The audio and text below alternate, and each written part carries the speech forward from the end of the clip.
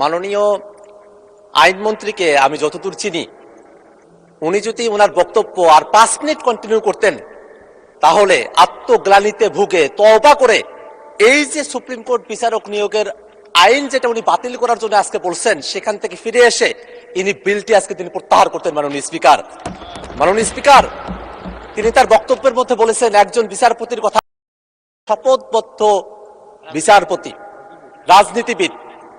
এই যে শপথবদ্ধ রাজনীতিবিদ তৈরি হলো, খায়রুল হকের মতো বিচারপতি তৈরি হলো, মানিক চোরা শব্দটা এখানকার জন্য অশোভনীয় হতে পারে, কিন্তু বাইরে এই শব্দটা এইভাবেই চলছে।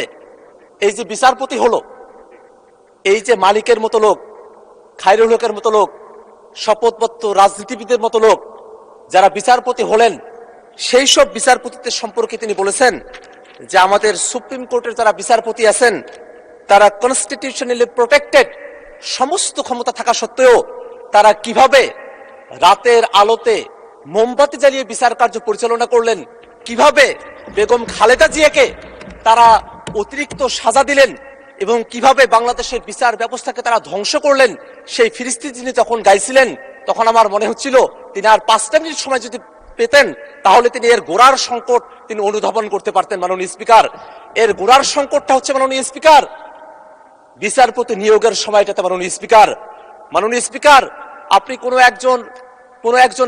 কোনো একটা ঘুড়িকে আপনি আকাশে উড়িয়ে দিয়েছেন, সেই ঘুড়ির লাটাই যদি আপনার হাতে থাকে, ঘুড়িকে আপনি যতই উড়ার স্বাধীনতা দেন না কেন আকাশের মধ্যে, সেই ঘুড়ি সেখানেই পাক খাবে। আপনি যখন টান দিবেন তখন আপনার কাছেই ফিরে আসবে।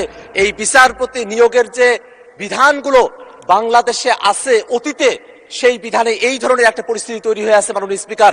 কারণ এই বিচারপতি নিয়োগের ব্যাপারে সংবিধানের 95 অনুচ্ছেদের মধ্যে বলা হয়েছে বিচারপতি নিয়োগ দেবেন রাষ্ট্রপতি প্রধান বিচারপতির সঙ্গে পরামর্শ ক্রমে। দেখে খুবই সুন্দর মনে হয় মাননীয় স্পিকার যে বিচারপতি নিয়োগ হবে, রাষ্ট্রপতি নিয়োগ দেবেন, প্রধান বিচারপতির সঙ্গে পরামর্শ করে নিয়োগ দিবেন। এই জায়গায় আবার ঘুড়ির লাটাই বাঁধার সম্পর্কটা কোথায় থেকে আসলো? এখানেই প্রশ্ন মাননীয় স্পিকার।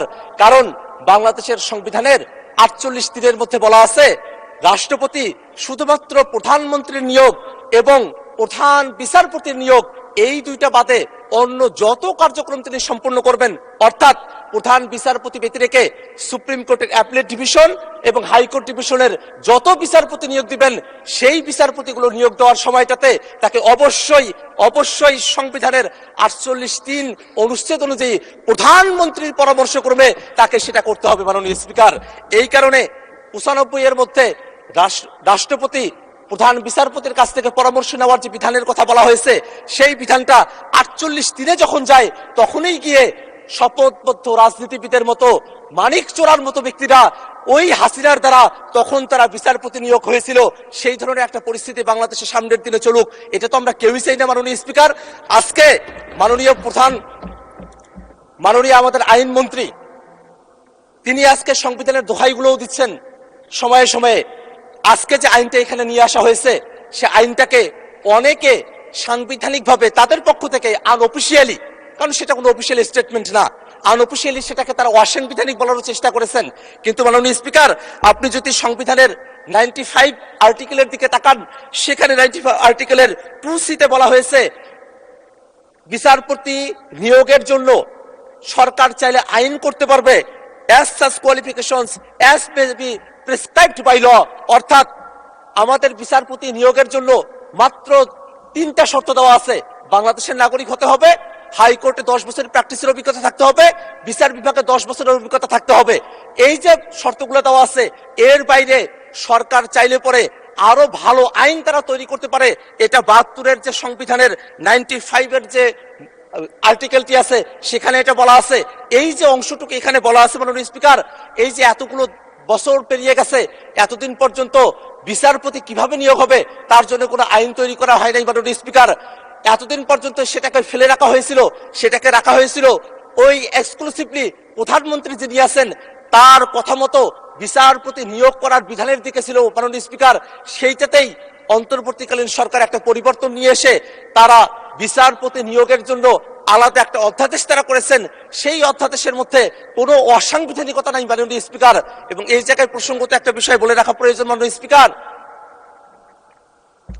এই অধ্যাদেশটা যখন পাশ করা হলো সেই সময়টাতে আমি জানি না এটা বলা শোভন হবে কিনা, আমাদের বর্তমান এই হাউজের মাননীয় ডেপুটি স্পিকার জনাব কায়সার কামাল তিনি একটা রিটের শুনানিতে উপস্থিত হয়েছিলেন, যে রিটটা আমাদের বিএনপির বন্ধুরা তখন করেছিলেন। সেই রিটটা ছিল এই যে সুপ্রিম কোর্টে বিচারক নিয়োগের যে অধ্যাদেশ, সেই অধ্যাদেশটাকে অসাংবিধানিক ঘোষণা করার জন্য, বাতিল করার জন্য একটা রিট। সেই রিটটি যখন হয়, মজার ব্যাপার হলো সে সময়টাতে আমাদের বর্তমানে যিনি আইনমন্ত্রী আছেন তিনি অ্যাটর্নি জেনারেলের পদে ছিলেন।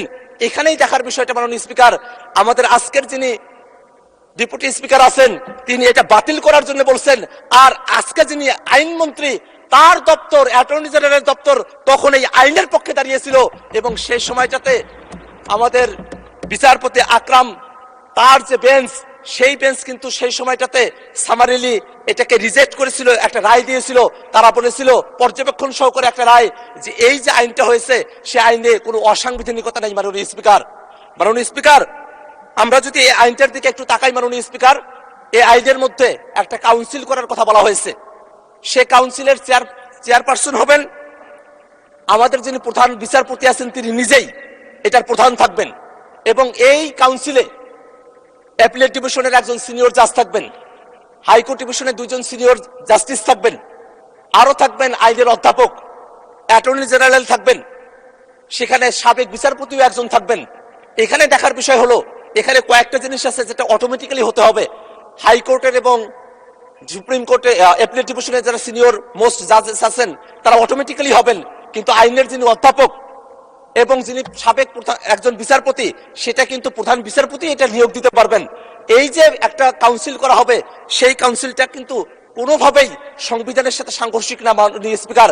কারণ এই আইনের 3 ধারার মধ্যে স্পষ্ট করে বলা আছে মাননীয় স্পিকার, যে এই যে কাউন্সিলটা গঠন করা হচ্ছে সেটা প্রধান বিচারপতিকে, রাষ্ট্রপতিকে পরামর্শ প্রদান করার জন্য যে ক্ষমতা দেওয়া হয়েছে, সেই ক্ষমতাকে সহযোগিতা করার জন্য এই কাউন্সিলটা গঠন করা হয়েছে মাননীয় স্পিকার। এবং এই কাউন্সিলে কিছু শর্তের কথা বলা হয়েছে, কিছু যোগ্যতার কথা বলা হয়েছে, যে যোগ্যতাগুলো অতীতে কখনোই এটাকে পরিপালন করা হয় নাই। সে কারণে ওই রকম শপথবদ্ধ রাজনীতিবিদের মতো, ওই রকম মানিক চোরার মতো বিচারপতি তৈরি হয়েছিল মাননীয় স্পিকার। কারণ এই আইনের মধ্যে সুন্দর করে বলা আছে অন্তত 45 বছর বয়স হতে হবে, একটা বয়সের ভারিক্কি থাকা প্রয়োজন আছে।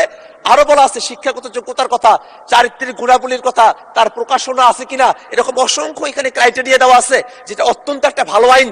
সে ভালো আইনটাকে কেন আজকে এখানে এসে বাতিল করার কথা বলা হচ্ছে মাননীয় স্পিকার, সেটা আমাদের বুঝে আসে না মাননীয় স্পিকার। এখানে আরো একটা বিষয় বলে রাখা প্রয়োজন, এই যে আইনটি আছে মাননীয় স্পিকার, এখানে কাউন্সিল তারা একটা সিদ্ধান্ত গ্রহণ করবেন, যে কাউন্সিলের প্রধান হচ্ছেন প্রধান বিচারপতি। তারা সিদ্ধান্ত গ্রহণ করার পর রাষ্ট্রপতির কাছে পাঠানোর পরে রাষ্ট্রপতি যদি কোনো আপত্তি দেন, তাহলে সেটাকে নতুন করে বিবেচনা করার সুযোগও এই আইনের মধ্যে রাখা আছে মাননীয় স্পিকার। এত সুন্দর একটা আইন করা হয়েছে, সে আইনটাকে কেন, কোন যুক্তিতে আজকে বাতিল করে দেওয়া হবে, সে যুক্তির ব্যাপারে এখানে বলা হয়েছে।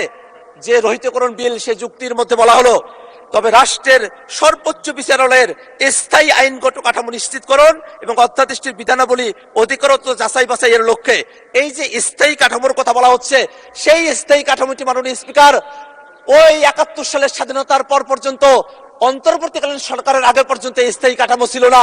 স্থায়ী কাঠামোর জন্য যে আইনটা করা হলো, সেই যুক্তি দেখিয়ে আবার সেই আইনটাকে কেন রহিতকরণের কথা বলা হচ্ছে, সেটা আমাদের যুক্তিতে আসে না মাননীয় স্পিকার। আমরা আমাদের যারা সরকার দলীয় বন্ধুরা আছেন তাদের কাছ থেকে আমরা জুলাই সনদের কথা শুনি, তারা জুলাই সনদ নাকি অক্ষরে অক্ষরে তারা বাস্তবায়ন করবেন। সেই জুলাই সনদের 2টা পার্ট আছে মাননীয় স্পিকার। এক পার্টে অর্থাৎ বাঁ দিকে আছে জুলাই সনদের মূল ভাষ্য, আর ডান দিকে আছে নোট অফ ডিসেন্ট। তারা যখন জুলাই সনদের কথা বলেন, তারা তখন নোট অফ ডিসেন্টের কথা বলেন, যেটা তারা অক্ষরে অক্ষরে পালন করতে চান। মাননীয় স্পিকার, এই জুলাই সনদের 31 নম্বর ধারার মধ্যে বলা আছে, এই সুপ্রিম কোর্টের বিচারকদের নিয়োগ করার জন্য আলাদা একটা কমিশন করার কথা বলা হয়েছে, একটা কাউন্সিল করার কথা বলা হয়েছে।